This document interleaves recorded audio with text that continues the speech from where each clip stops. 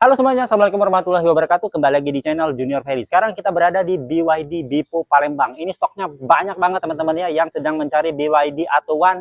Nggak usah khawatir, di BYD Bipo ini sangat banyak. Mau tipe premium atau tipe dynamic, di sini tersedia. Nah, kalau teman-teman mau ke BYD Bipo, jangan lupa sebut namanya salesnya itu Fadli.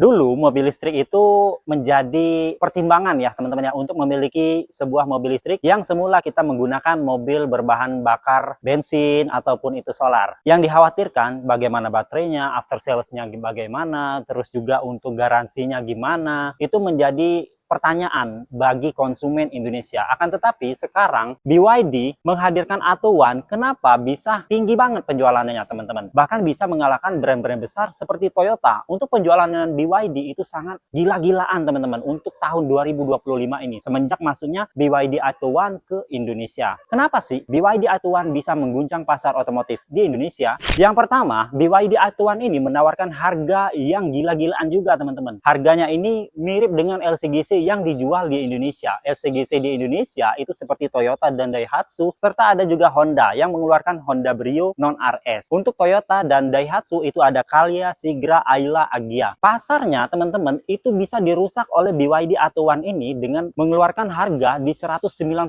jutaan sampai 200 lebih dikit. Itulah yang membuat salah satu alasan menjadi BYD Atto-One ini bisa merusak pasar di kelas LCGC sekalipun.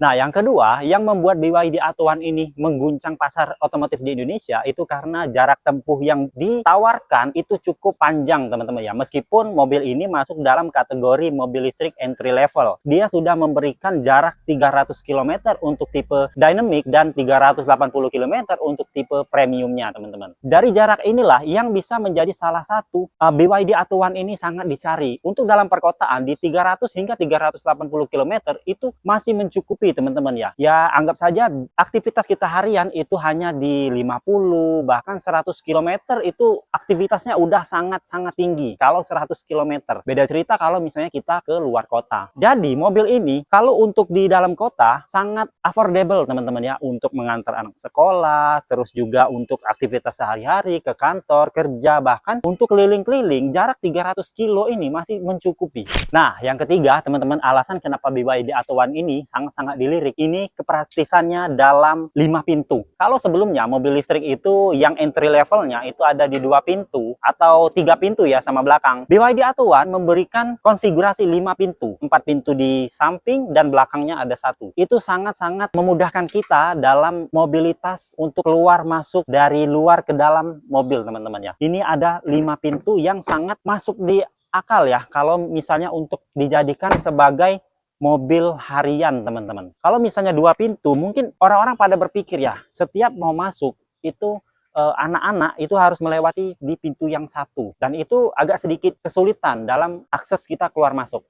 Yang keempat, BYD Atto-One memberikan teknologi dan fitur modern teman-teman. BYD yang dikenal sebagai perusahaan pembuat baterai ini emang sudah lama berkecimpung di dunia baterai. Blade baterai yang ditawarkan oleh BYD itu terkenal tahan lama dan juga memiliki kecanggihan teman-teman ya. Selain itu juga fitur-fitur modern yang ditawarkan seperti wireless charger, terus juga ada untuk voice command. Seperti biasa, ada juga fitur-fitur menyalakan dari remote. Itu memang ditawarkan di mobil dengan harga di bawah 200 juta ini teman-teman, sudah include di sana. Apalagi secara global teman-teman ya, BYD Atto-One ini sudah memiliki fitur yang head unitnya itu bisa berputar. Memang kalau di Indonesia itu fitur itu disunat untuk menekan biaya produksi atau harga jual dari BYD Atto-One ini. Dan juga di luar itu teman-teman sudah ada BYD Atto-One yang sudah menggunakan kamera 360. Untuk ke depan mungkin bisa jadi BYD akan menambahkan fitur tersebut, akan tetapi untuk permulaan ini BYD mungkin ya, kalau menurut kami itu dia mau melihat pangsa pasarnya dulu dari peminat BYD ini gimana, BYD Atto-One di Indonesia bagaimana, dan ternyata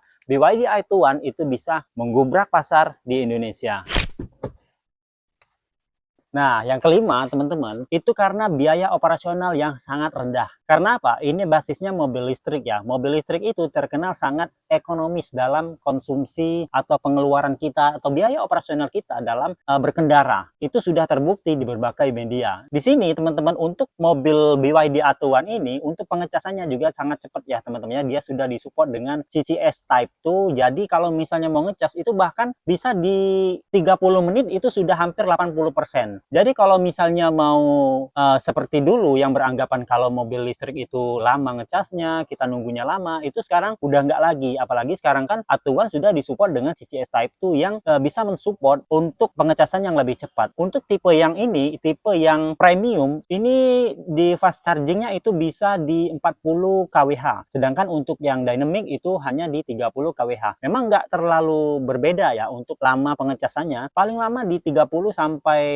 mungkin 1 jam ya untuk membuat mobil ini sampai full 100%. Nah, yang keenam, kalau mobil-mobil konvensional itu bisa mengeluarkan pajak tahunan di 2 juta, 3 juta, bahkan 4 juta. Saya sendiri menggunakan mobil berbahan bakar ya, teman-teman ya, bahan bakar bensin atau bisa dikatakan internal combustion engine. Itu di pajak tahunannya itu di 3.500.000. Sedangkan kalau mobil listrik sekarang ini teman-teman ya, pajaknya sangat-sangat murah, teman-teman. Bahkan nggak sampai 500.000. Bagaimana tidak, teman-teman? BYD Atto One sangat dilirik oleh masyarakat Indonesia.